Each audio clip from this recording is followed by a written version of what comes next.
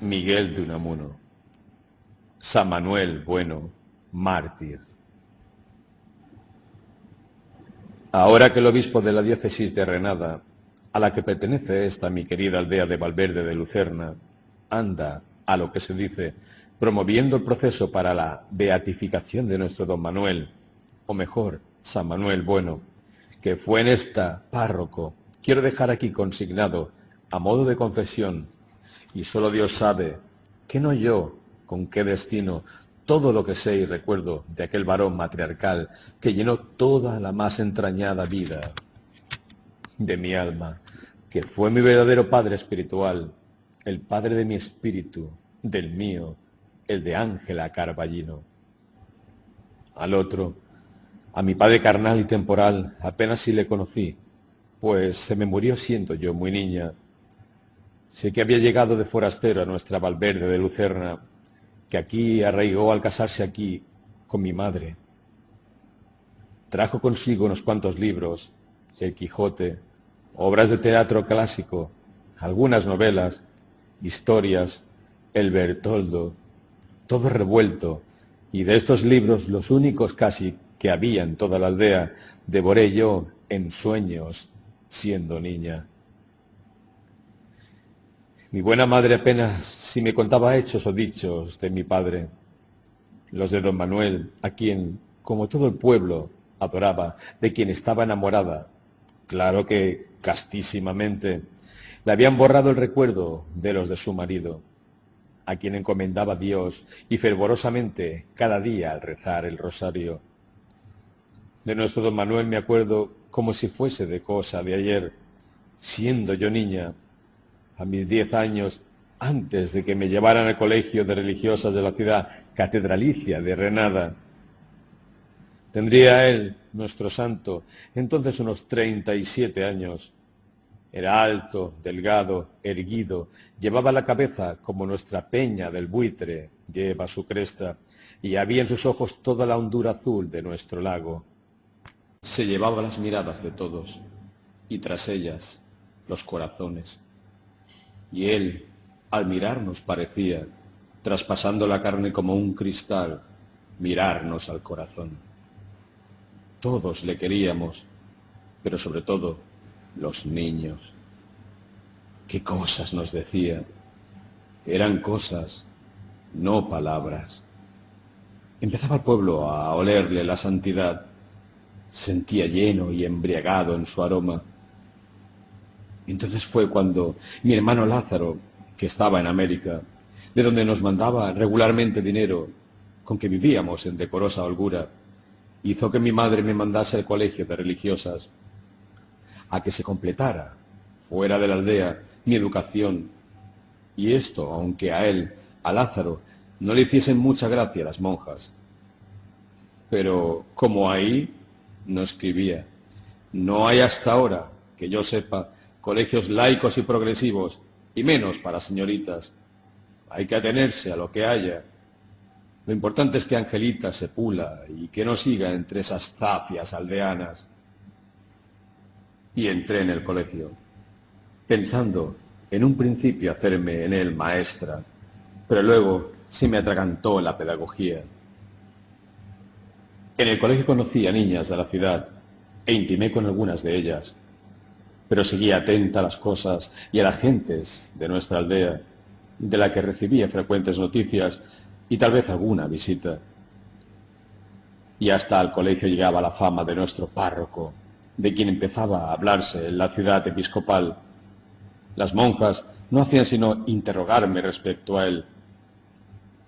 Desde muy niña alimenté, no sé bien cómo, curiosidades, preocupaciones e inquietudes, debidas en parte al menos a aquel revoltijo de libros de mi padre, y todo ello se me medró en el colegio, en el trato, sobre todo con una compañera que se me aficionó desmedidamente y que unas veces me proponía que entrásemos juntas, a la vez, en un mismo convento, jurándonos y hasta firmando el juramento con nuestra sangre, hermandad perpetua. Y otras veces me hablaba, con los ojos semicerrados, de novios y de aventuras matrimoniales. Por cierto que, No he vuelto a saber de ella, ni de su suerte. Y eso que cuando se hablaba de nuestro don Manuel, cuando mi madre me decía algo de él en sus cartas, y era en casi todas, que yo leía a mi amiga, ésta exclamaba, como en arrobo: ¡qué suerte, chica, la de poder vivir cerca de un santo así, de un santo vivo, de carne y hueso, y poder besarle la mano! Cuando vuelvas a tu pueblo, escríbeme mucho, mucho, y cuéntame de él. Pasé en el colegio unos 5 años, que ahora se me pierden como un sueño de madrugada en la lejanía del recuerdo, y a los 15 volví a mi Valverde de Lucerna. Ya toda ella era don Manuel. Don Manuel con el lago y con la montaña. Llegué ansiosa de conocerle, de ponerme bajo su protección, de que él me marcara el sendero de mi vida. Decíase que había entrado en el seminario para hacerse cura, con el fin de atender a los niños de su hermana recién viuda, de servirles de padre, que en el seminario se había distinguido por su agudeza mental y su talento, y que había rechazado ofertas de brillante carrera eclesiástica porque él no quería ser sino de su Valverde de Lucerna, de su aldea perdida, como un broche entre el lago y la montaña que se mira en él. Y cómo quería a los suyos. Su vida era arreglar matrimonios desavenidos, o reducir los padres a sus hijos, y sobre todo consolar a los amargados y atediados, y ayudar a todos a bien morir. Me acuerdo, entre otras cosas, de que al volver de la ciudad, la desgraciada hija de la tía Rabona, que se había perdido y volvió, soltera y desahuciada, trayendo un hijito consigo, don Manuel no paró hasta que hizo que se casase con ella su antiguo novio Perote, y reconociese como suya la criatura, diciéndole: mira, da padre a este pobre crío, que no le tiene más que en el cielo. Pero, don Manuel, si no es mía la culpa. ¿Quién lo sabe, hijo? ¿Quién lo sabe? Y sobre todo, no se trata de culpa. Y hoy, el pobre Perote, inválido, paralítico, tiene como báculo y consuelo de su vida al hijo, aquel que, contagiado de la santidad de don Manuel, reconoció por suyo, no siéndolo. En la noche de San Juan, la más breve del año, solían y suelen acudir a nuestro lago todas las pobres mujerucas, y no pocos hombrecillos, que se creen poseídos, endemoniados, y que parece no son sino histéricos y a las veces epilépticos. Y don Manuel emprendió la tarea de hacer él de lago, de piscina probática, y tratar de aliviarles, y si era posible de curarles. Y era tal la acción de su presencia, de sus miradas, y tal sobre todo la dulcísima autoridad de sus palabras, y sobre todo de su voz. ¡Qué milagro de voz! Que consiguió curaciones sorprendentes, con lo que creció su fama, que atraía a nuestro lago y a él, a todos los enfermos del contorno. Y alguna vez llegó una madre pidiéndole que hiciese un milagro a su hijo, a lo que contestó sonriendo tristemente: no tengo licencia del señor obispo para hacer milagros. Le preocupaba sobre todo que anduviesen todos limpios. Si alguno llevaba un roto en su vestidura, le decía: anda a ver al sacristán y que te remiende eso. El sacristán era sastre, y cuando el día 1 de año iban a felicitarle por ser el de su santo patrono era el mismo Jesús nuestro Señor, quería don Manuel que todos se le presentasen con camisa nueva, y al que no la tenía se la regalaba él mismo. Por todos mostraba el mismo afecto, y si alguno distinguía más con él, era a los más desgraciados y a los que aparecían como más díscolos. Y como hubiera en el pueblo un pobre idiota de nacimiento, Blasillo el bobo, a éste es a quien más acariciaba, y hasta llegó a enseñarle cosas que parecía milagro que las hubiese podido aprender. Y es que el pequeño rescoldo de inteligencia que aún quedaba en el bobo se le encendía en imitar, como un pobre mono, a su don Manuel. Su maravilla era la voz. una voz divina que hacía llorar. Cuando al oficiar en misa mayor o solemne entonaba el prefacio, estremecíase la iglesia y todos los que oían sentíanse conmovidos en sus entrañas. Su canto, saliendo del templo, iba a quedarse dormido sobre el lago y al pie de la montaña. Y cuando en el sermón del Viernes Santo clamaba aquello de Dios mío, ¿por qué me has abandonado?, pasaba por el pueblo todo un temblor hondo, como por sobre las aguas del lago en días de cierzo de hostigo. Y era como si oyesen a nuestro Señor Jesucristo mismo, como si la voz brotara de aquel viejo crucifijo a cuyos pies tantas generaciones de madres habían depositado sus congojas. Como que una vez, al oírlo su madre, la de don Manuel, no pudo contenerse y desde el suelo del templo en que se sentaba gritó: ¡Hijo mío! Y fue un chaparrón de lágrimas entre todos. Creeríase que el grito maternal había brotado de la boca entreabierta de aquella dolorosa, el corazón traspasado por 7 espadas que había en una de las capillas del templo. Luego Blasillo el tonto iba repitiendo en tono patético por las callejas y como en eco el Dios mío, ¿por qué me has abandonado? Y de tal manera que al oírselo se les ataban a todos las lágrimas con gran regocijo del bobo por su triunfo imitativo. Su acción sobre las gentes era tal que nadie se atrevía a mentir ante él y todos, sin tener que ir al confesionario, se le confesaban. A tal punto que, como hubiese una vez ocurrido un repugnante crimen en una aldea próxima, el juez, un insensato que conocía mal a don Manuel, le llamó y le dijo: a ver si usted, don Manuel, consigue que este bandido declare la verdad. ¿Para que luego pueda castigársele?, replicó el santo varón. No, señor juez, no. Yo no saco a nadie una verdad que le lleve acaso a la muerte. Allá entre él y Dios. La justicia humana no me concierne. No juzguéis para no ser juzgados, dijo nuestro Señor. Pero es que yo, señor cura, comprendido. De usted, señor juez, al César lo que es del César, que yo daré a Dios lo que es de Dios.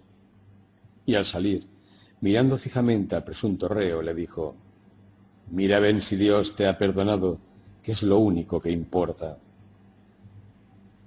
En el pueblo todos acudían a misa, aunque solo fuese por oírle y por verle en el altar, donde parecía transfigurarse, encendiéndosele el rostro. Había un santo ejercicio que introdujo en el culto popular, y es que, reuniendo en el templo a todo el pueblo, hombres y mujeres, viejos y niños, unas 1000 personas, recitábamos al unísono, en una sola voz, el credo: creo en Dios Padre Todopoderoso, Creador del cielo y de la tierra, y lo que sigue. Y no era un coro, sino una sola voz, una voz simple y unida, fundidas todas en una, y haciendo como una montaña, cuya cumbre perdida a las veces en nubes era don Manuel. Y al llegar a lo de creo la resurrección de la carne y la vida perdurable, la voz de don Manuel se zambullía como en un lago, en la del pueblo todo, y era que él se callaba, y yo oía las campanadas de la villa, que se dice aquí que está sumergida en el lecho del lago, campanadas que se dice también se oyen la noche de San Juan, y eran las de la villa sumergida en el lago espiritual de nuestro pueblo. Oía la voz de nuestros muertos que nosotros suscitaban en la comunión de los santos. Después, al llegar a conocer el secreto de nuestro santo, he comprendido que era como si una caravana en marcha por el desierto, desfallecido el caudillo, al acercarse al término de su carrera, le tomaran en hombros los suyos para meter su cuerpo sin vida en la tierra de promisión. Los más no querían morirse sino cogidos de su mano, como de un ancla. Jamás en sus sermones se ponía a declamar contra impíos, masones, liberales o herejes. ¿Para qué? Si no lo sabía en la aldea, ni menos contra la mala prensa. En cambio, uno de los más frecuentes temas de sus sermones era contra la mala lengua, porque él lo disculpaba todo y a todos disculpaba. No quería creer en la mala intención de nadie. La envidia, gustaba repetir, la mantienen los que se empeñan en creerse envidiados, y las más de las persecuciones son efecto más de la manía persecutoria que no de la perseguidora. Pero fíjese, don Manuel, en lo que me han querido decir. Y él, no debe importarnos tanto lo que uno quiera decir como lo que diga sin querer. Su vida era activa y no contemplativa, huyendo cuanto podía de no tener nada que hacer. Cuando oía eso de que la ociosidad es la madre de todos los vicios, contestaba, y del peor de todos, que es pensar ocioso. Y como yo le preguntara una vez qué es lo que con eso quería decir, me contestó, pensar ocioso es pensar que no hacer nada o pensar demasiado en lo que se ha hecho y no en lo que hay que hacer, a lo hecho pecho y a otra cosa, que no hay peor que remordimiento sin enmienda. Hacer, hacer.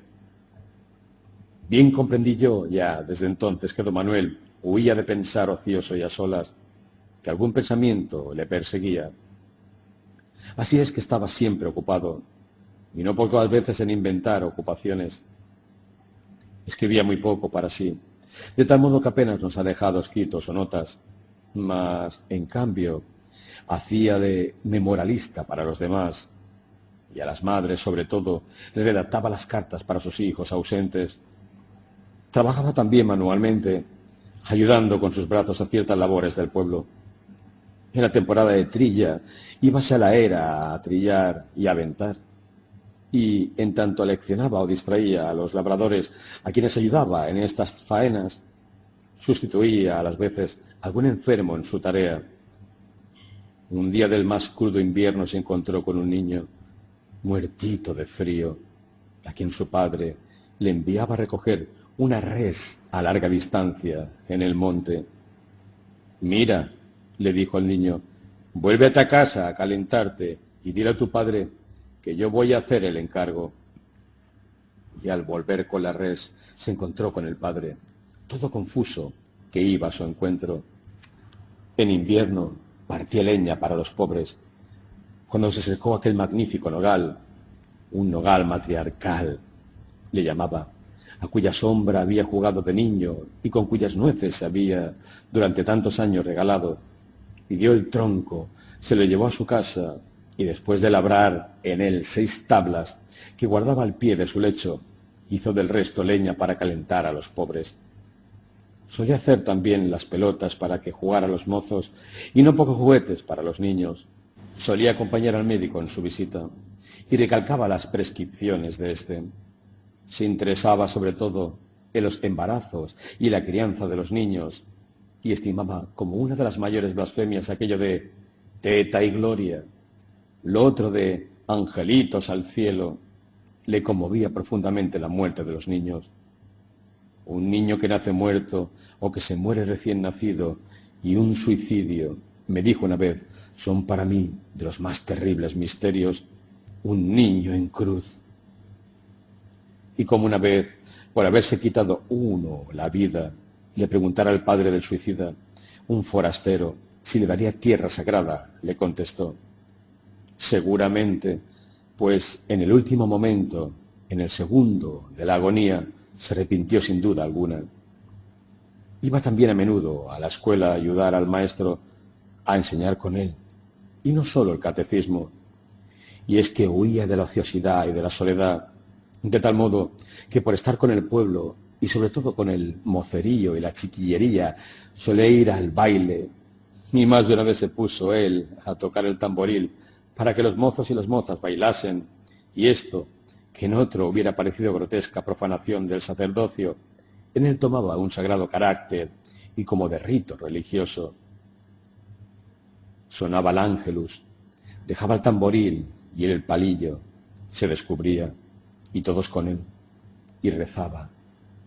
El ángel del Señor anunció a María, Ave María, y luego, y ahora descansar para mañana. Lo primero, decía, es que el pueblo esté contento, que estén todos contentos de vivir. El contentamiento de vivir es lo primero de todo. Nadie debe querer morirse hasta que Dios quiera. Pues yo sí, le dijo una vez una recién viuda, yo quiero seguir a mi marido. ¿Y para qué?, le respondió, quédate aquí para encomendar su alma a Dios.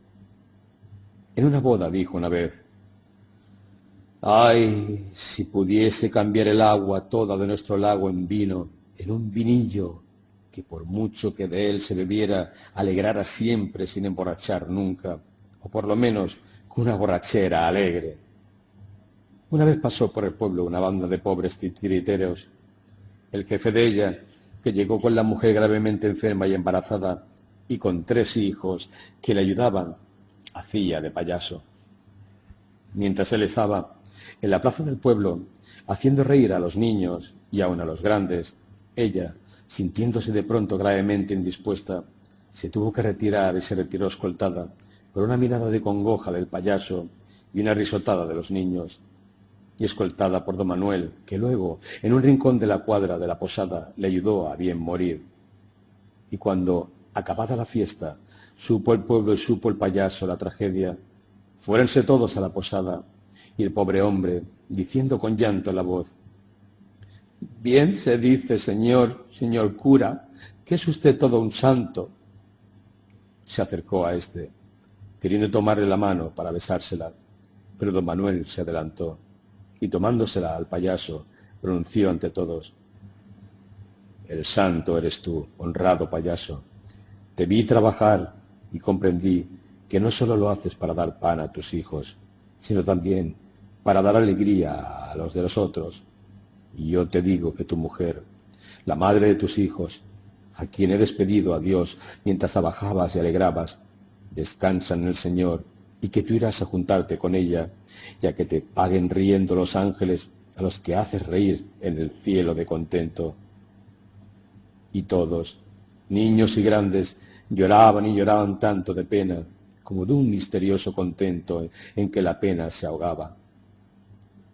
Y más tarde, recordando aquel solemne rato, he comprendido que la alegría imperturbable de don Manuel era la forma temporal y terrena de una infinita y eterna tristeza que con heroica santidad recataba a los ojos y a los oídos de los demás.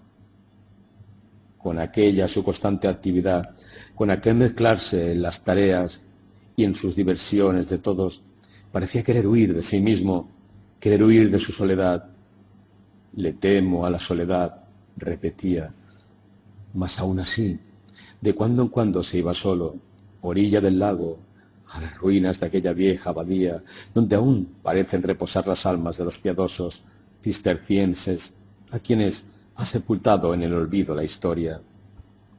Allí está la celda del llamado Padre Capitán, y en sus paredes se dice que aún quedan señales de las gotas de sangre con que la salpicó al mortificarse. ¿Qué pensaría allí nuestro don Manuel?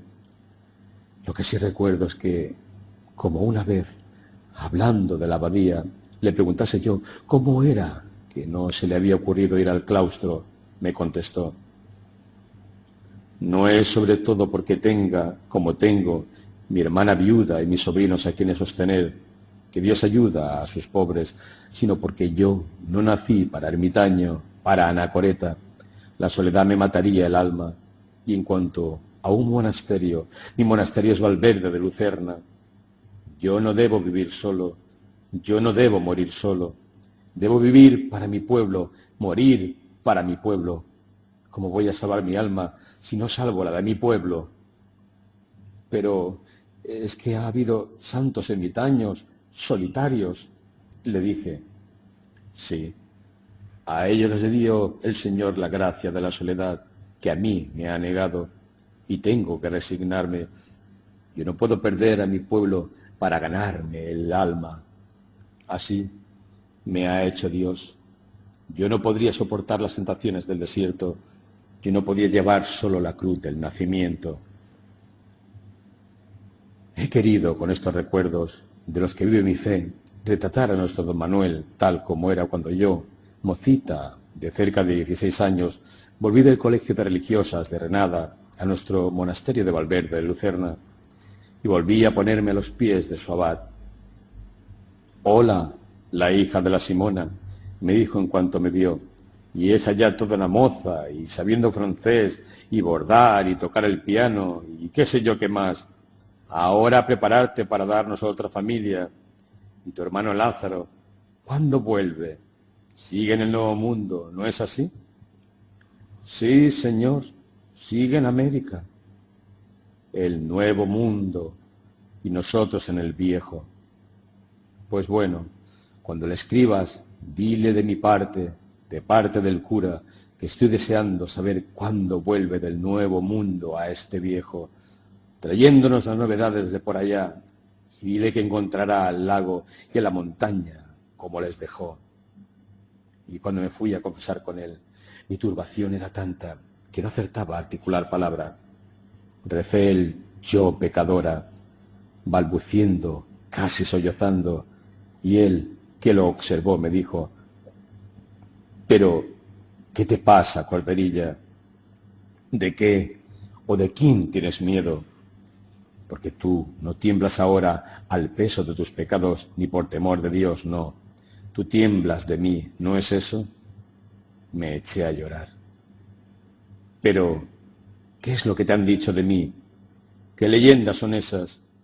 ¿Acaso tu madre? Vamos, vamos, cálmate y haz cuenta que estás hablando con tu hermano. Me animé y empecé a confiarle mis inquietudes, mis dudas, mis tristezas. Va, va, va. ¿Y dónde has leído eso, Marisabidilla? Todo eso es literatura. No te des demasiado a ella, ni siquiera a Santa Teresa. Y si quieres distraerte, lee el Bertoldo que leía tu padre. Salí de aquella, mi primera confesión, con el santo hombre profundamente consolada. Y aquel mi temor primero, aquel más que respeto, miedo, con que me acerqué a él, trocóse en una lástima profunda.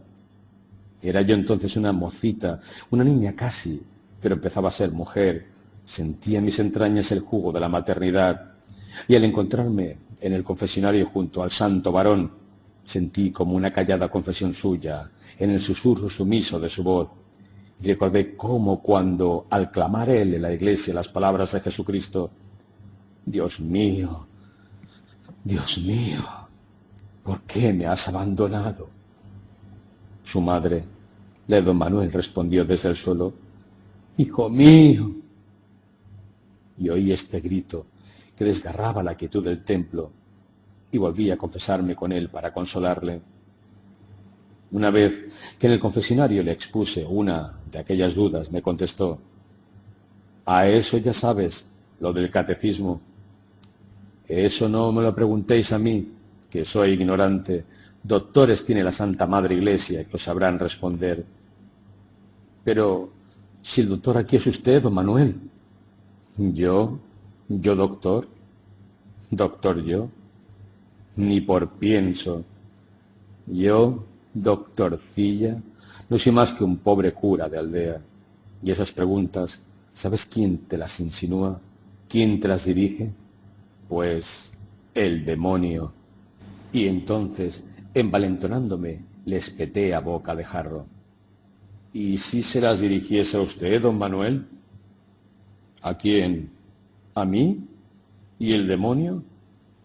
No nos conocemos, hija, no nos conocemos. ¿Y si se las dirigiera? No le haría caso. Y basta, ¿eh? Despachemos, que me están esperando unos enfermos de verdad. Me retiré, pensando, no sé por qué, que nuestro don Manuel, tan afamado curandero de endemoniados, no creía en el demonio. Y al irme hacia mi casa topé con Blasillo el bobo, que acaso rondaba el templo, y que al verme, para agasajarme con sus habilidades, repitió, ¿y de qué modo?, lo de Dios mío, ¿por qué me has abandonado? Llegué a casa acongojadísima y me encerré en mi cuarto para llorar hasta que llegó mi madre. Me parece, Angelita, con tantas confesiones, que tú te me vas a ir monja. No lo tema, madre, le contesté, pues tengo harto que hacer aquí en el pueblo, que es mi convento, hasta que te cases. No pienso en ello, le repliqué. Y otra vez que me encontré con don Manuel, le pregunté, mirándole derechamente a los ojos, ¿es que hay infierno, don Manuel? Y él, sin inmutarse, ¿para ti, hija? No. ¿Y para los otros le hay? ¿Y a ti qué te importa? Si no has de ir a él. Me importa por los otros. ¿Le hay? Creo en el cielo que vemos. Míralo. Y me lo mostraba sobre la montaña y abajo reflejado en el lago. Pero hay que creer en el infierno como en el cielo, le repliqué. Sí, hay que creer en todo lo que enseña a creer la Santa Madre Iglesia Católica, Apostólica, Romana. Y basta. Leí no sé qué honda tristeza en sus ojos, azules como las aguas del lago. Aquellos años pasaron como un sueño. La imagen de don Manuel iba creciendo en mí, sin que yo de ello me diese cuenta, pues era un varón tan cotidiano, tan de cada día como el pan que a diario pedimos en el Padre Nuestro. Yo le ayudaba cuanto podía en sus menesteres, visitaba a sus enfermos, a nuestros enfermos, a las niñas de la escuela, arreglaba el ropero de la iglesia y le hacía, como me llamaba él, de diaconista. Fui unos días invitada por una compañera de colegio a la ciudad y tuve que volverme, pues en la ciudad me ahogaba, me faltaba algo, sentía sed de vista de las aguas del lago, hambre de la vista, de las peñas, de la montaña. Sentía sobre todo la falta de mi don Manuel y como si su ausencia me llamara, como si corriese un peligro lejos de mí, como si me necesitara. Empezaba yo a sentir una especie de afecto maternal hacia mi padre espiritual. Quería aliviarle del peso de su cruz, del nacimiento. Así fui llegando a mis 24 años, que es cuando volvió de América, con un caudalillo ahorrado mi hermano Lázaro. Llegó acá a Valverde de Lucerna con el propósito de llevarnos a mí y a nuestra madre a vivir a la ciudad, acaso a Madrid. En la aldea, decía, se entontece, se embrutece y se empobrece uno. Y añadía, civilización es lo contrario de ruralización, altanerías no, que no hice que fueras al colegio para que te pudras luego aquí entre estos zafios patanes. Yo callaba, aún dispuesta a resistir la emigración, pero nuestra madre, que pasaba ya de la sesentena, se opuso desde un principio. A mi edad, cambiar de aguas, dijo primero, mas luego di a conocer claramente que ella no podía vivir fuera de la vista de su lago, de su montaña y sobre todo de su don Manuel. Sois como las gatas que os apegáis a la casa, repetía mi hermano. Cuando se percató de todo el imperio que sobre el pueblo todo, y en especial sobre nosotras, sobre mi madre y sobre mí, ejercía el santo varón evangélico, se irritó contra éste. Le pareció un ejemplo de la oscura teocracia en que él suponía hundida a España, y empezó a barbotar sin descanso todos los viejos lugares comunes anticlericales y hasta antirreligiosos y progresistas que había traído renovados del Nuevo Mundo. En esta España de calzonazos, decía, los curas manejan a las mujeres y las mujeres a los hombres, y luego el campo, este campo feudal. Para él, feudal era un término pavoroso. Feudal y medieval eran los dos calificativos que prodigaba cuando quería condenar algo. Le desconcertaba el ningún efecto que sobre nosotras hacían sus diatribas y el casi ningún efecto que hacían en el pueblo, donde se le oía con respetuosa indiferencia. A estos patanes no hay quien los conmueva, pero como era bueno, por ser inteligente, pronto se dio cuenta de la clase de imperio que don Manuel ejercía sobre el pueblo. Pronto se enteró de la obra del cura de su aldea. No, no es como los otros, decía. es un santo. Pero, ¿tú sabes cómo son los otros curas?, le decía yo. Y él, me lo figuro. Mas aún así, ni entraba a la iglesia, ni dejaba de hacer alarde en todas partes de su incredulidad, aunque procurando siempre dejar a salvo a don Manuel. Y ya en el pueblo se fue formando, no sé cómo, una expectativa, la de una especie de duelo entre mi hermano Lázaro y don Manuel, o más bien se esperaba la conversión de aquel por éste. Nadie dudaba de que al cabo el párroco le llevaría a su parroquia. Lázaro, por su parte, ardía en deseos, me lo dijo luego, de ir a oír a don Manuel, de verle y oírle en la iglesia, de acercarse a él y con él conversar, de conocer el secreto de aquel su imperio espiritual sobre las almas, y se hacía de rogar para ello, hasta que al fin, por curiosidad decía, fue a oírle. Sí, esto es otra cosa, me dijo luego, de haberle oído. No es como los otros, pero a mí no me la da. Es demasiado inteligente para creer todo lo que tiene que enseñar. ¿Pero es que le crees un hipócrita?, le dije. ¿Hipócrita? No. Pero es el oficio del que tiene que vivir. En cuanto a mí, mi hermano se empeñaba en que yo leyese de libros que él trajo y de otros que me incitaba a comprar.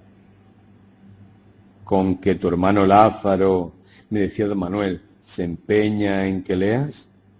Pues lee, hija mía, lee y dale así gusto. Sé que no has de leer sino cosa buena. Lee aunque sean novelas. No son mejores las historias que llaman verdaderas. Vale más que leas que no el que te alimentes de chismes y comadrerías del pueblo. Pero lee sobre todo libros de piedad que te den contento de vivir, un contento apacible y silencioso. ¿Le tenía él? Por entonces se enfermó de muerte y se nos murió nuestra madre, y en sus últimos días todo su hipo era que don Manuel convirtiese a Lázaro, a quien esperaba volver a ver un día en el cielo, en un rincón de las estrellas, desde donde se viese el lago y la montaña de Valverde de Lucerna. Ella se iba ya a ver a Dios. Usted no se va, le decía don Manuel, usted se queda. Su cuerpo aquí, en esta tierra, y su alma también aquí, en esta casa, viendo y oyendo a sus hijos, aunque éstos ni le vean ni le oigan. Pero yo, padre, dijo, voy a ver a Dios. Dios, hija mía, está aquí, como en todas partes, y le verá usted desde aquí, y a todos nosotros en Él, y a Él en nosotros. Dios se lo pague, le dije. El contento con que tu madre se muera, me dijo, será su eterna vida. Y volviéndose a mi hermano Lázaro, su cielo seguir viéndote, y ahora es cuando hay que salvarla. Dile que rezarás por ella. Pero, dile que rezarás por ella, a quien debes la vida, y sé que una vez que se lo prometas rezarás, y sé que luego que reces. Mi hermano, acercándose, arrasados sus ojos en lágrimas, a nuestra madre agonizante le prometió solemnemente rezar por ella. Y yo en el cielo por ti, por vosotros, respondió mi madre, besando el crucifijo, y puestos sus ojos en los de don Manuel, entregó su alma a Dios. En tus manos encomiendo mi espíritu, rezó el santo varón. Quedamos mi hermano y yo solos en la casa. Lo que pasó en la muerte de nuestra madre puso a Lázaro en relación con don Manuel, que pareció descuidar algo a sus demás pacientes, a sus demás menesterosos, para atender a mi hermano. Íbanse por las tardes de paseo, orilla del lago o hacia las ruinas, vestidas de hiedra, de la vieja abadía de cistercienses. Es un hombre maravilloso, me decía Lázaro. Ya sabes que dicen que en el fondo de este lago hay una villa sumergida y que en la noche de San Juan a las 12 se oyen las campanadas de su iglesia. Sí, le contestaba yo, una villa feudal y medieval. Y creo, añadía, que en el fondo del alma de nuestro don Manuel hay también sumergida, ahogada, una villa, y que alguna vez se oyen sus campanadas. Sí, le dije, esa villa sumergida en el alma de don Manuel. ¿Y por qué no también en la tuya? Es el cementerio de las almas de nuestros abuelos, los de esta, nuestra Valverde de Lucerna, feudal y medieval. Acabó mi hermano por ir a misa siempre, a oír a don Manuel, y cuando se dijo que cumpliría con la parroquia, que comulgaría cuando los demás comulgasen, recorrió un íntimo regocijo al pueblo todo, que creyó haberle recobrado. Pero fue un regocijo tal, tan limpio, que Lázaro no se sintió vencido ni disminuido. Y llegó el día de su comunión, ante el pueblo todo, con el pueblo todo. Cuando llegó la vez a mi hermano, pude ver que don Manuel, tan blanco como la nieve de enero en la montaña, y temblando como tiembla el lago cuando le hostiga el cierzo, se le acercó con la sagrada forma en la mano, y de tal modo le temblaba ésta al arrimarla a la boca de Lázaro, que se le cayó la forma a tiempo que le daba un vaído. Y fue mi hermano mismo quien recogió la hostia y se la llevó a la boca. Y el pueblo, al ver llorar a don Manuel, lloró diciéndose, ¿cómo le quiere? Y entonces, pues era la madrugada, cantó un gallo. Al volver a casa y encerrarme en ella, con mi hermano, le eché los brazos al cuello y besándole le dije, ¡ay, Lázaro, Lázaro! ¡Qué alegría nos has dado a todos, a todos, a todo el pueblo, a todos, a los vivos y a los muertos, y sobre todo a mamá, a nuestra madre! ¿Viste? El pobre don Manuel lloraba de alegría. ¡Qué alegría nos has dado a todos! Por eso lo he hecho, me contestó. ¿Por eso? ¿Por darnos alegría? Lo habrás hecho ante todo por ti mismo, por conversión. Y entonces Lázaro, mi hermano, tan pálido, tan tembloroso como don Manuel, cuando le dio la comunión, me hizo sentarme en el sillón mismo donde solía sentarse nuestra madre. Tomó huelgo y luego, como en íntima confesión doméstica y familiar, me dijo, mira, Angelita, ha llegado la hora de decirte la verdad, toda la verdad, y te la voy a decir, porque debo decírtela, porque a ti no puedo, no debo callártela, porque además habrías de adivinarla, y a medias, que es lo peor, más tarde o más temprano. Y entonces, serena y tranquilamente, a media voz, me contó una historia que me sumergió en un lago de tristeza. Cómo don Manuel había venido trabajando, sobre todo en aquellos paseos a las ruinas de la vieja abadía cisterciense, para que no escandalizase, para que diese buen ejemplo, para que se incorporase a la vida religiosa del pueblo, para que fingiese creer si no creía, para que ocultase sus ideas al respecto, mas intentar siquiera catequizarle, convertirle de otra manera. ¿Pero es posible?, exclamé consternada. Y tan posible, hermana, y tan posible. Y cuando yo le decía, pero es usted, el sacerdote, el que me aconseja que finja, él, balbuciente, ¿fingir? Fingir no, eso no es fingir. Toma agua bendita, que dijo alguien, y acabarás creyendo. Y como yo, mirándole a los ojos, le dijese, ¿y usted celebrando misa ha acabado por creer? Él bajó la mirada al lago y se le llenaron los ojos de lágrimas. Y así es como le arranqué su secreto. Lázaro, gemí. Y en aquel momento pasó por la calle Blasillo el bobo, clamando su Dios mío, ¿por qué me has abandonado? Y Lázaro se estremeció creyendo oír la voz de don Manuel, acaso la de nuestro Señor Jesucristo. Entonces, prosiguió mi hermano, comprendí sus móviles y con esto comprendí su santidad, porque es un santo, hermana, todo un santo. No trataba al emprender ganarme para su santa causa, porque es una causa santa, santísima, arrogarse un triunfo, sino que lo hacía por la paz, por la felicidad, por la ilusión, si quieres, de los que le están encomendados. Comprendí que si les engaña así, Si es que esto es engaño, no es por medrar. Me rendí a sus razones y he aquí mi conversión.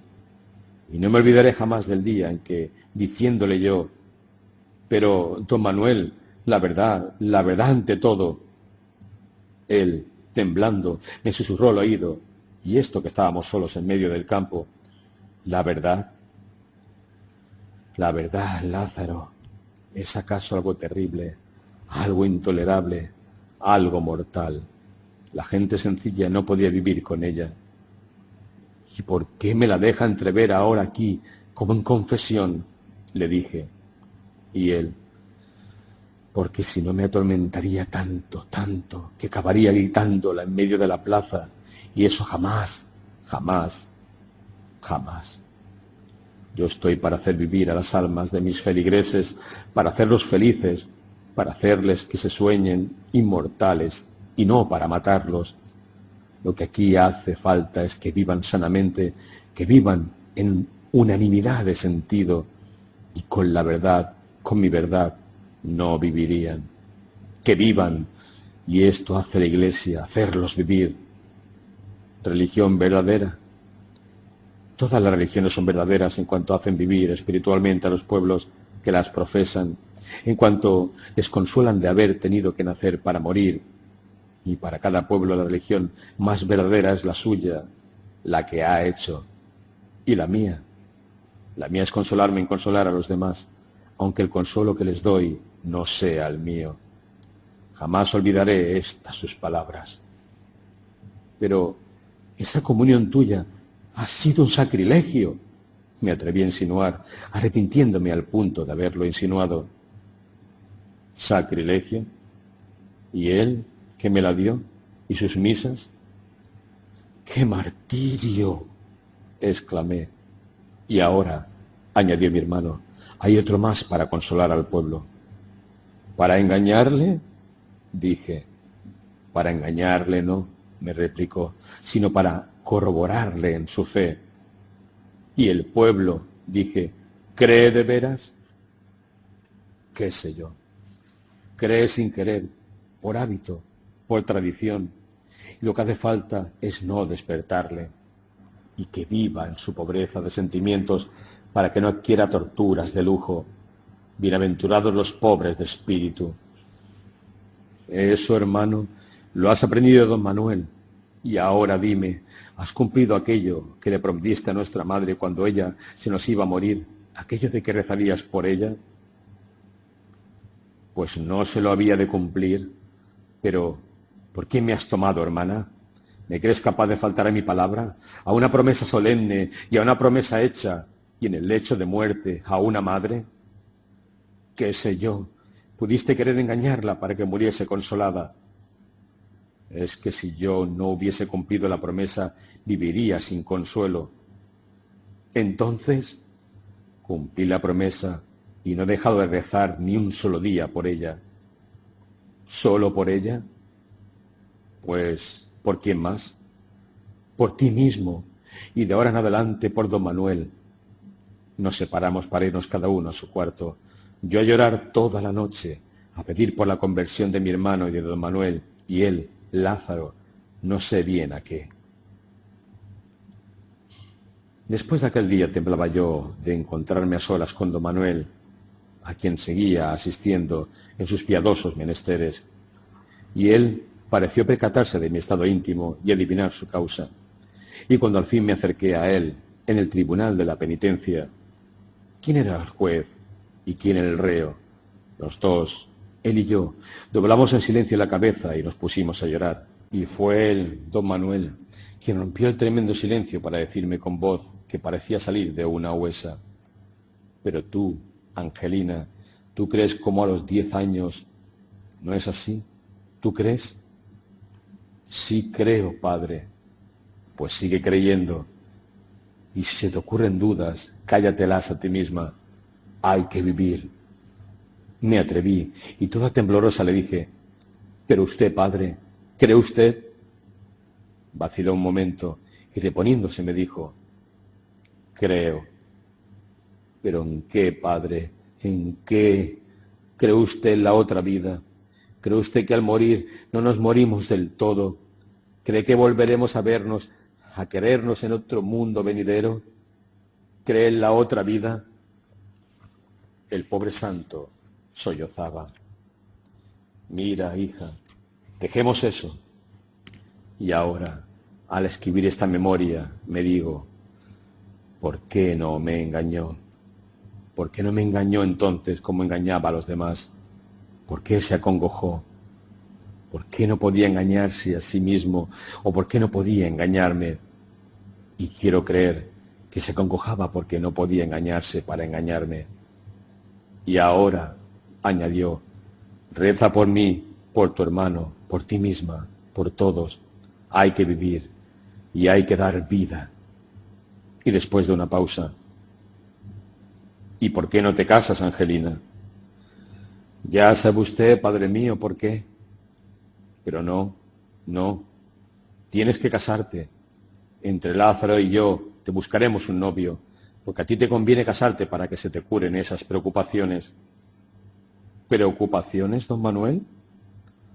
Yo sé bien lo que me digo, y no te acongojes demasiado por los demás, que harto tiene cada cual con tener que responder de sí mismo. Y que sea usted, don Manuel, el que me diga eso, que sea usted el que aconseje que me case para responder de mí y no acuitarme por los demás, que sea usted. Tienes razón, Angelina. No sé ya lo que me digo. No sé ya lo que me digo desde que estoy confesándome contigo. Y sí, sí, hay que vivir. Hay que vivir. Y cuando yo iba a levantarme para salir del templo, me dijo, y ahora, Angelina, en nombre del pueblo, ¿me absuelves? Me sentí como penetrada de un misterioso sacerdocio y le dije, en nombre de Dios Padre, Hijo y Espíritu Santo, le absuelvo, Padre. Y salimos de la iglesia, y al salir se me estremecían las entrañas maternales. Mi hermano, puesto ya del todo al servicio de la obra de don Manuel, era su más asiduo colaborador y compañero. Los anudaba, además, el común secreto. Le acompañaba en sus visitas a los enfermos, a las escuelas, y ponía su dinero a disposición del santo varón. Y poco faltó para que no aprendiera a ayudarle a misa. E iba entrando cada vez más en el alma insondable de don Manuel. ¡Qué hombre!, me decía. Mira, ayer, paseando a orillas del lago, me dijo, he aquí mi tentación mayor.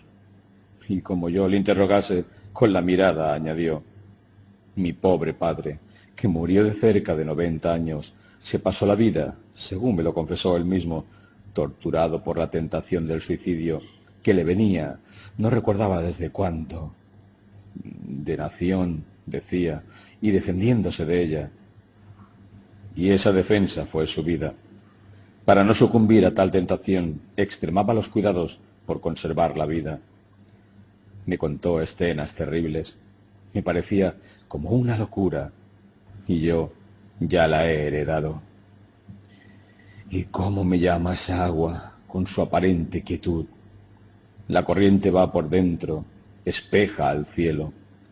Mi vida, Lázaro, es una especie de suicidio continuo, un combate contra el suicidio que es igual. Pero que vivan ellos, que vivan los nuestros. Y luego añadió, aquí se remansa el río en lago, para luego, bajando a la meseta, precipitarse en cascadas, saltos y torrenteras por las hoces y encañadas junto a la ciudad, y así remansa la vida aquí, en la aldea. Pero la tentación del suicidio es mayor aquí, junto al remanso que espeja la noche de estrellas, que no junto a las cascadas que dan miedo. Mira, Lázaro, he asistido a bien morir a pobres aldeanos, ignorantes, analfabetos que apenas se habían salido de la aldea, y he podido saber de sus labios, y cuando no, adivinarlo, la verdadera causa de su enfermedad de muerte, y he podido mirar allí, a la cabecera de su lecho de muerte, toda la negrura de la cima del tedio de vivir. 1000 veces peor que el hambre. Sigamos, pues, Lázaro, suicidándonos en nuestra obra y en nuestro pueblo, y que sueñe vida como el lago sueña el cielo. Otra vez, me decía también mi hermano, cuando volvíamos acá, vimos a una zagala, una cabrera, que enhiesta sobre un picacho de la falda de la montaña, a la vista del lago, estaba cantando con una voz más fresca que las aguas de este. Don Manuel me detuvo y señalándomela dijo: mira, parece como si se hubiera acabado el tiempo, como si esa zagala hubiese estado ahí siempre, y como está, y cantando como está, y como si hubiera de seguir estando así siempre, como estuvo cuando empezó mi conciencia, como estará cuando se me acabe. Esa zagala forma parte, con las rocas, las nubes, los árboles, las aguas, de la naturaleza y no de la historia. Cómo siente, cómo anima don Manuel a la naturaleza. Nunca olvidaré el día de la nevada en que me dijo: ¿has visto, Lázaro, misterio mayor que el de la nieve cayendo en el lago y muriendo en él, mientras cubre con su toca a la montaña? Don Manuel tenía que contener a mi hermano en su celo y en su inexperiencia de neófito, y como supiese que éste andaba predicando contra ciertas supersticiones populares, hubo de decirle: déjalos. Es tan difícil hacerles comprender dónde acaba la creencia ortodoxa y dónde empieza la superstición, y más para nosotros.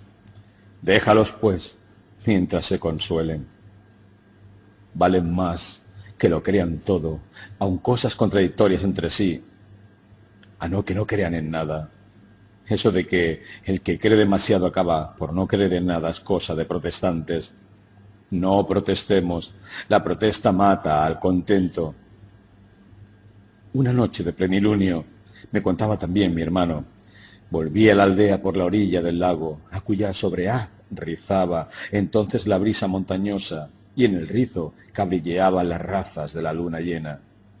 Y don Manuel le dijo a Lázaro: mira, el agua está rezando la letanía, y ahora dice: Ianua Caeli, ora pro nobis, puerta del cielo, ruega por nosotros. Y cayeron temblando de sus pestañas a la hierba del suelo dos huideras lágrimas, en que también, como en rocío, se bañó temblorosa la lumbre de la luna llena. E iba corriendo el tiempo, y observábamos, mi hermano y yo, que las fuerzas de don Manuel empezaban a decaer, que ya no lograba contener del todo la insondable tristeza que le consumía, que acaso una enfermedad traidora le iba minando el cuerpo y el alma.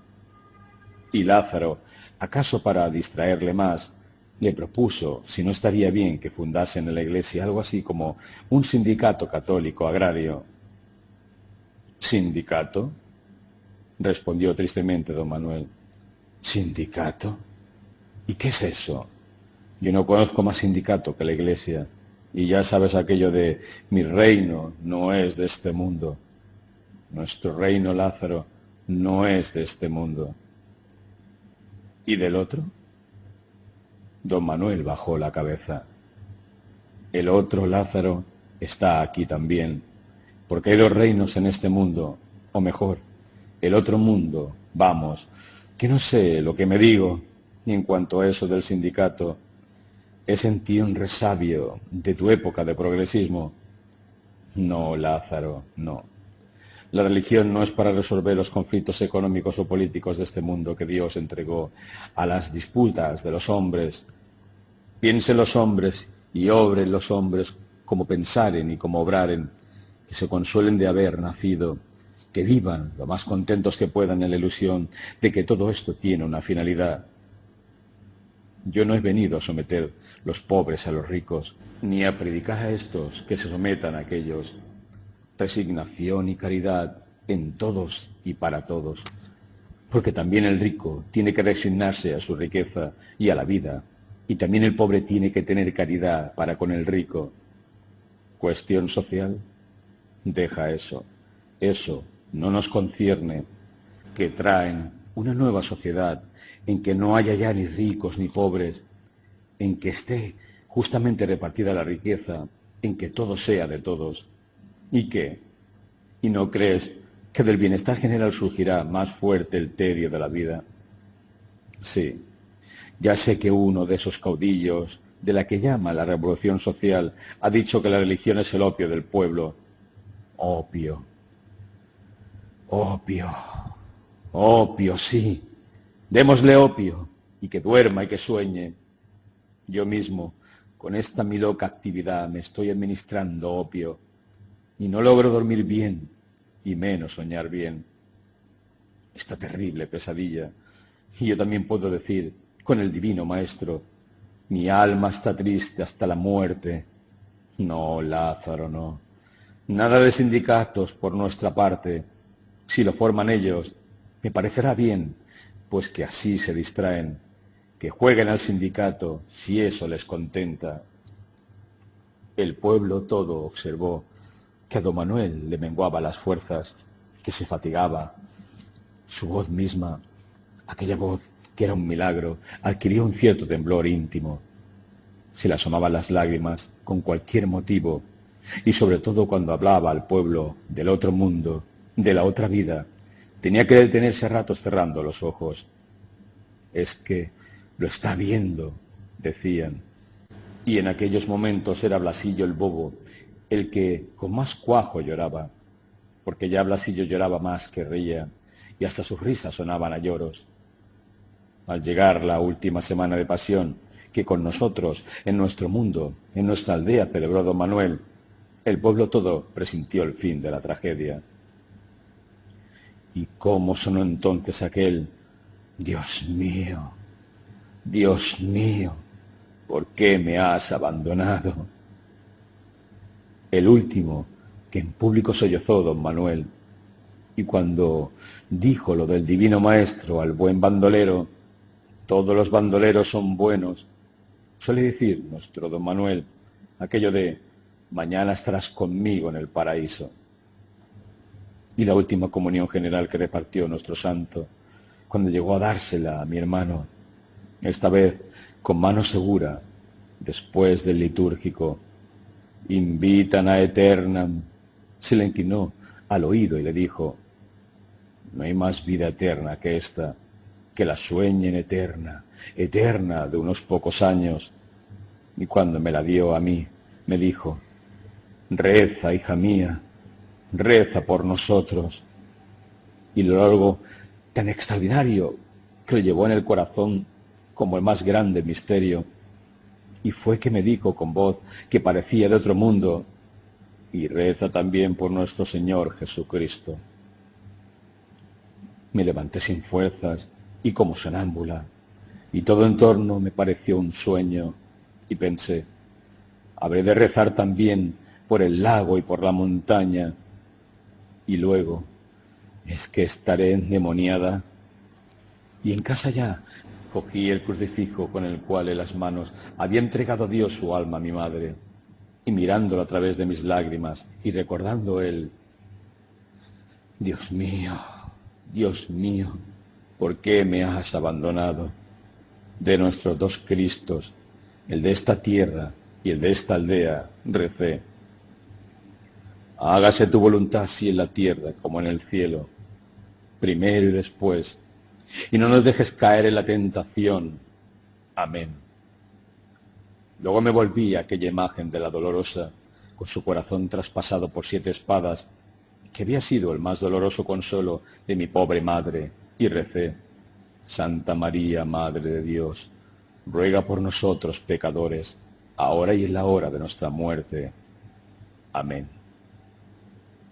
Y apenas lo había rezado cuando me dije, pecadores, nosotros pecadores, ¿y cuál es nuestro pecado? ¿Cuál? Y anduve todo el día acongojada por esta pregunta. Al día siguiente acudí a don Manuel, que iba adquiriendo una solemnidad de religioso ocaso, y le dije, recuerda, padre mío, cuando hace ya años, al dirigirle yo una pregunta, me contestó, eso no me lo preguntéis a mí, que soy ignorante, doctores tiene la Santa Madre Iglesia que os sabrán responder. Que si me acuerdo. Y me acuerdo que te dije que esas eran preguntas que te dictaba el demonio. Pues bien, padre, hoy vuelvo yo, la endemoniada, a dirigirle otra pregunta que me dicta mi demonio de la guarda. Pregunta. Ayer, al darme de comulgar, me pidió que rezara por todos nosotros y hasta por... Bien, cállalo y sigue. Llegué a casa y me puse a rezar, y al llegar a aquello de ruega por nosotros pecadores, ahora y en la hora de nuestra muerte, una voz íntima me dijo, ¿pecadores? ¿Pecadores nosotros? ¿Y cuál es nuestro pecado? ¿Cuál es nuestro pecado, Padre? ¿Cuál? Me respondió. Ya lo dijo un gran doctor de la Iglesia Católica Apostólica Española. Ya lo dijo el gran doctor de la vida es sueño. Ya dijo que el delito mayor del hombre es haber nacido. Ese es, hija, nuestro pecado, el de haber nacido. ¿Y se cura, Padre? Vete y vuelve a rezar. Vuelve a rezar por nosotros, pecadores, ahora y la hora de nuestra muerte. Sí, al fin se cura el sueño y al fin se cura la vida. Al fin se acaba la cruz del nacimiento y como dijo Calderón, el hacer bien y el engañar bien ni aun en sueños se pierde. Y la hora de su muerte llegó, por fin. Todo el pueblo la veía llegar. Y fue su más grande lección. No quiso morirse ni solo ni ocioso. Se murió predicando al pueblo en el templo, primero, antes de mandar que le llevasen a él, pues no podía ya moverse por la perlesía. Nos llamó a su casa, a Lázaro y a mí, y allí, los tres a solas, nos dijo, oíd, cuidad de estas pobres ovejas que se consuelen de vivir, que crean lo que yo no he podido creer. Y tú, Lázaro, cuando hayas de morir, muere como yo, como morirá nuestra Ángela en el seno de la Santa Madre Católica Apostólica Romana, de la Santa Madre Iglesia de Valverde de Lucerna, bien entendido, y hasta nunca más ver, pues se acaba este sueño de la vida. Padre, Padre, gemí yo, no te aflijas, Ángela, y sigue rezando por todos los pecadores, por todos los nacidos, y que sueñen, que sueñen. Qué ganas tengo de dormir, dormir, dormir sin fin, dormir por cada una eternidad y sin soñar, olvidando el sueño, cuando me entierren, que sea en una caja hecha con aquellas 6 tablas que tallé del viejo nogal, pobrecillo, a cuya sombra jugué de niño cuando empezaba a soñar, y entonces sí que creía en la vida perdurable. Es decir, me figuro ahora que creía entonces. Para un niño, creer no es más que soñar, y para un pueblo, esas 6 tablas que tallé con mis propias manos, las encontraréis al pie de mi cama. Le dio un ahogo, y repuesto de él, prosiguió. Recordaréis que cuando rezábamos todos en uno, en unanimidad de sentido, hechos pueblo, el credo, al llegar al final yo me callaba.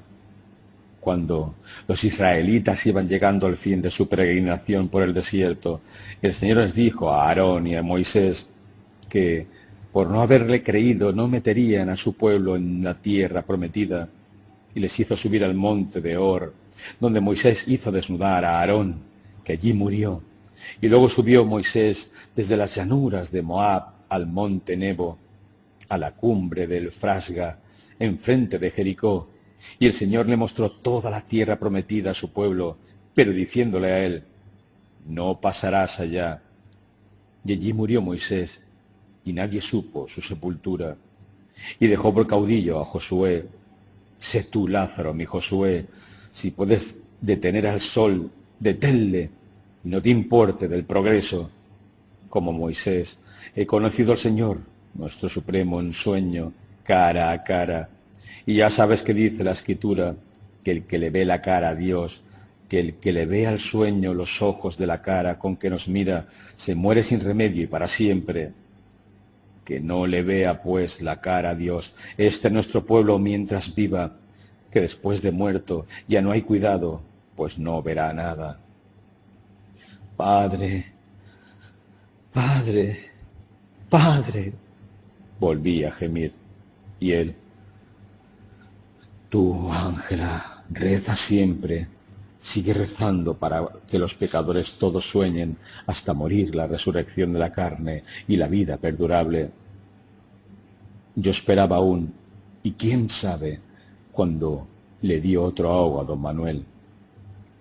Y ahora, añadió, ahora es la hora de mi muerte, es hora de que hagáis que se me lleve en este mismo sillón a la iglesia para despedirme allí de mi pueblo que me espera. Se le llevó a la iglesia y se le puso en el sillón, en el presbiterio, al pie del altar. Tenía entre sus manos un crucifijo.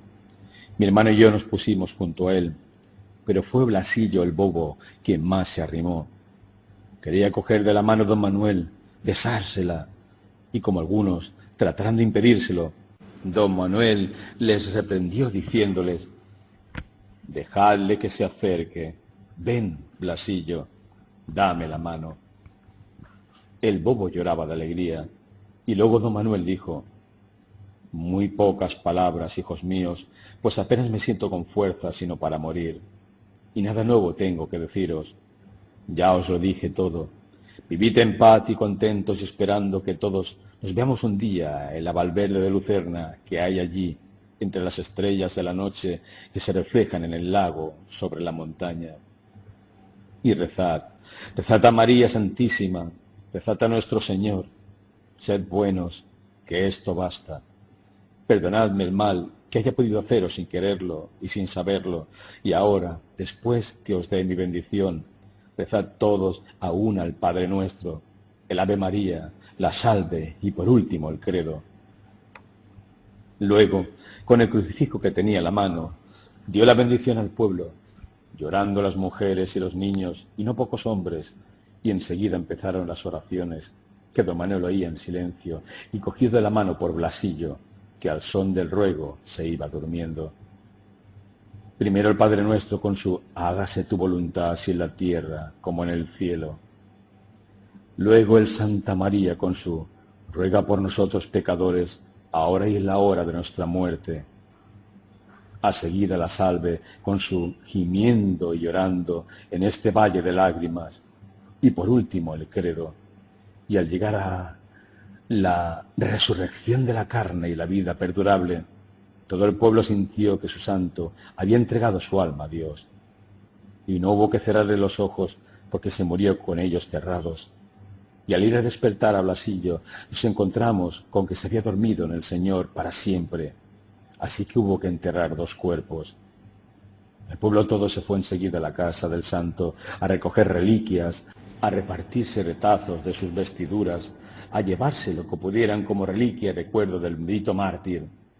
Mi hermano guardó su breviario, entre cuyas hojas encontró, desecada y como en un herbario, una clavellina pegada a un papel, y en este una cruz con una fecha.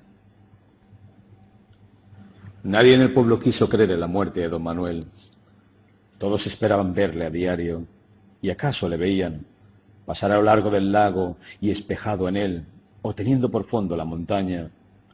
Todos seguían oyendo su voz, y todos acudían a su sepultura, en torno a la cual surgió todo un culto.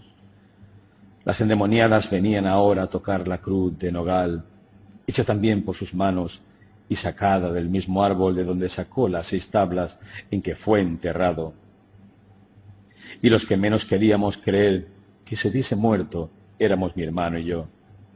Él, Lázaro, continuaba la tradición del santo y empezó a redactar lo que le había oído, notas de que me he servido para esta mi memoria. Él me hizo un hombre nuevo, un verdadero Lázaro, un resucitado, me decía. Él me dio fe. ¿Fe? Le interrumpía yo. Sí. Fe. Fe en el consuelo de la vida, fe en el contento de la vida. Él me curó de mi progresismo, porque hay, Ángela, dos clases de hombres peligrosos y nocivos: los que, convencidos de la vida, de ultratumba, de la resurrección de la carne, atormentan, como inquisidores que son, a los demás para que, despreciando esta vida como transitoria, se ganen la otra, y los que, no creyendo más que en este, como acaso tú, le decía yo, y sí, y como don Manuel, pero no creyendo más que en este mundo esperan no sé qué sociedad futura y se esfuerzan en negarle al pueblo el consuelo de creer en otro.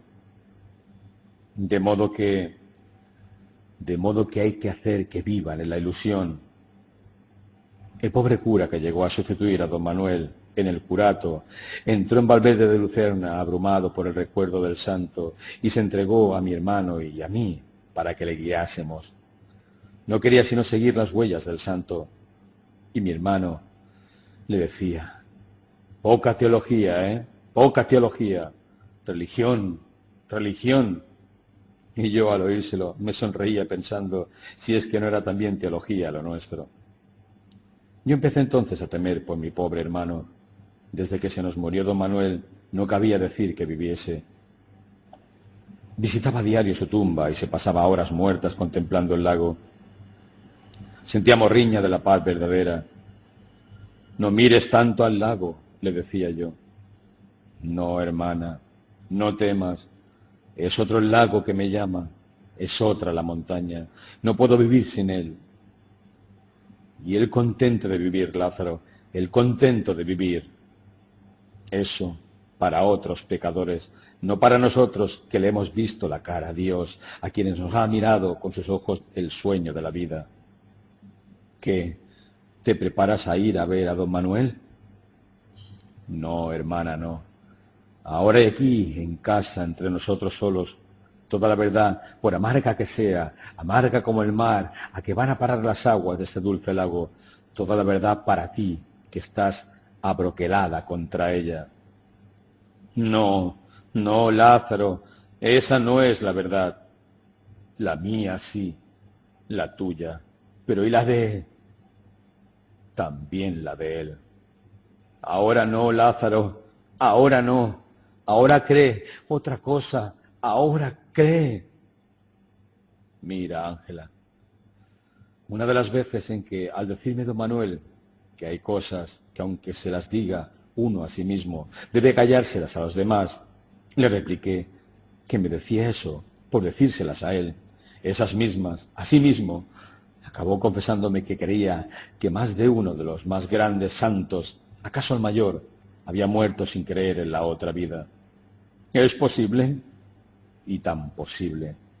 Y ahora, hermana, cuida que no sospechen siquiera aquí, en el pueblo, nuestro secreto. ¿Sospecharlo? Le dije. Si intentase por locura explicárselo, no lo entenderían. El pueblo no entiende de palabras. El pueblo no ha entendido más que vuestras obras. Querer exponerle eso sería como leer a unos niños de 8 años unas páginas de Santo Tomás de Aquino, en latín. Bueno, pues cuando yo me vaya, reza por mí, por él y por todos. Y por fin le llegó también su hora. Una enfermedad que iba minando su robusta naturaleza pareció exacerbársele con la muerte de don Manuel. No siento tanto tener que morir, me decía en sus últimos días, como que conmigo se muere otro pedazo del alma de don Manuel, pero lo demás de él vivirá contigo, hasta que un día, hasta los muertos no moriremos del todo. Cuando se hallaba agonizando entraron, como se acostumbra en nuestras aldeas, los del pueblo a verle agonizar, y encomendaban su alma a don Manuel, a San Manuel Bueno, el mártir. Mi hermano no les dijo nada, no tenía ya nada que decirles, les dejaba dicho todo, todo lo que queda dicho. Era otra laña más entre las dos Valverdes de Lucerna, la del fondo del lago y la que en su sobrehaz se mira. Era ya uno de nuestros muertos de vida, uno también, a su modo, de nuestros santos. Quedé más que desolada, pero en mi pueblo y con mi pueblo, y ahora, al haber perdido a mi San Manuel, al padre de mi alma y a mi Lázaro, mi hermano aún más que carnal, espiritual. Ahora es cuando me di cuenta de que he envejecido y de cómo he envejecido. Pero es que los he perdido, es que he envejecido, es que me acerco a mi muerte. Hay que vivir. Y Él me enseñó a vivir. Él nos enseñó a vivir, a sentir la vida, a sentir el sentido de la vida, a sumergirnos en el alma de la montaña, en el alma del lago, en el alma del pueblo de la aldea, a perdernos en ellas para quedar en ellas. Él me enseñó con su vida a perderme en la vida del pueblo de mi aldea. Y no sentía yo más pesar las horas y los días y los años, que no sentía pasar el agua del lago. Me parecía como si mi vida hubiese de ser siempre igual. No me sentía envejecer. No vivía yo ya en mí, sino que vivía en mi pueblo, y mi pueblo vivía en mí. Yo quería decir lo que ellos, los míos, decían sin querer. Salí a la calle, que era la carretera, y como conocía a todos, vivía en ellos, y me olvidaba de mí, mientras que en Madrid, donde estuve alguna vez con mi hermano, como a nadie conocía, sentíame en terrible soledad y torturada por tantos desconocidos. Y ahora, al escribir esta memoria, esta confesión íntima de mi experiencia de la santidad ajena, creo que don Manuel Bueno, que mi San Manuel y que mi hermano Lázaro se murieron creyendo no creer lo que más nos interesa, pero sin creer creerlo, creyéndolo en una desolación activa y resignada. Pero, ¿por qué? Me he preguntado muchas veces. ¿No trató don Manuel de convertir a mi hermano también en un engaño, con una mentira, fingiéndose creyente sin serlo? Y he comprendido que fue porque comprendió que no le engañaría, que para con él no le serviría el engaño, que solo con la verdad, con su verdad, le convertiría, que no habría conseguido nada si hubiese pretendido representar para con él una comedia. Tragedia más bien, la que representaba para salvar al pueblo. Y así le ganó, en efecto, para su piadoso fraude. Así le ganó con la verdad de muerte a la razón de vida. Y así me ganó a mí, que nunca dejé transparentar a los otros su divino, su santísimo juego. Y es que creía y creo que Dios nuestro Señor, por no sé qué sagrados y no escudriñaderos designios, les hizo creerse incrédulos. Y que acaso, en el acabamiento de su tránsito, se les cayó la venda. Y yo creo. Y al escribir esto ahora, aquí, en mi vieja casa materna, a mis más de 50 años, cuando empiezan a blanquear con mi cabeza mis recuerdos, está nevando, nevando sobre el lago, nevando sobre la montaña, nevando sobre las memorias de mi padre, el forastero, de mi madre, de mi hermano Lázaro, de mi pueblo, de mi San Manuel, y también sobre la memoria del pobre Blasillo, de mi San Blasillo, y que él me ampare desde el cielo. Y esta nieve borra esquinas y borra sombras, pues hasta de noche la nieve alumbra. Y yo no sé lo que es verdad y lo que es mentira, ni lo que vi y lo que solo soñé. O mejor, lo que soñé y lo que solo vi. Ni lo que supe, ni lo que creí. Ni sé si estoy traspasando a este papel tan blanco como la nieve mi conciencia, que en él se ha de quedar, quedándome yo sin ella. ¿Para qué tenerla ya? ¿Es que sé algo? ¿Es que creo en algo? ¿Es que esto que estoy aquí contando ha pasado y ha pasado tal y como lo cuento? ¿Es que pueden pasar estas cosas? ¿Es que todo esto es más que un sueño soñado dentro de otro sueño?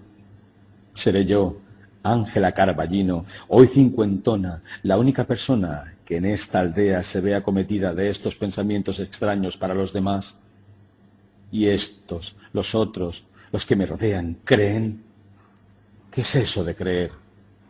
Por lo menos viven, y ahora creen en San Manuel Bueno, mártir, que sin esperar la inmortalidad los mantuvo en la esperanza de ella.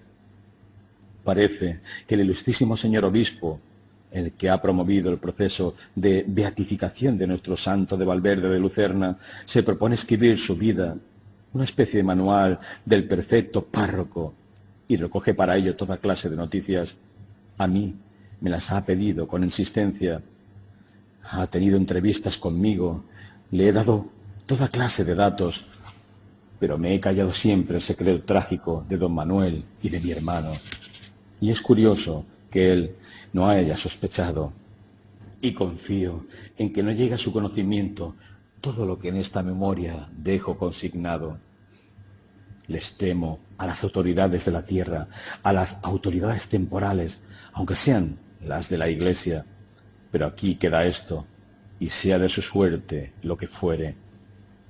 ¿Cómo vino a parar a mis manos este documento, esta memoria de Ángela Carballino? Aquí algo, lector, algo que debo guardar en secreto. Te la doy tal y como a mí ha llegado, sin más que corregir pocas, muy pocas particularidades de redacción, que se parecen mucho a otras cosas que yo he escrito. Esto nada prueba contra su objetividad, su originalidad. Y sé yo además, si no he creado fuera de mí seres reales y efectivos de alma inmortal, sé yo si aquel Augusto Pérez, el de mi nivola niebla, no tiene razón al pretender ser más real, más objetivo que yo mismo, que creía haberle inventado. De la realidad de este San Manuel bueno mártir, tal como me lo ha revelado su discípula e hija espiritual Ángela Carballino, de esta realidad no se me ocurre dudar. Creo en ella más que creía él mismo santo, creo en ella más que creo en mi propia realidad. Y ahora, antes de cerrar este epílogo, quiero recordarte, lector, paciente, el versillo 9 de la epístola del olvidado apóstol San Judas, lo que hace un nombre, donde se nos dice cómo mi celestial patrono, San Miguel Arcángel, Miguel quiere decir, ¿quién como Dios? Y Arcángel, archimensajero, disputó con el diablo, diablo quiere decir acusador, fiscal, por el cuerpo de Moisés, y no toleró que se lo llevase en juicio de maldición, sino que le dijo al diablo, el Señor te reprenda, y el que quiera entender que entienda.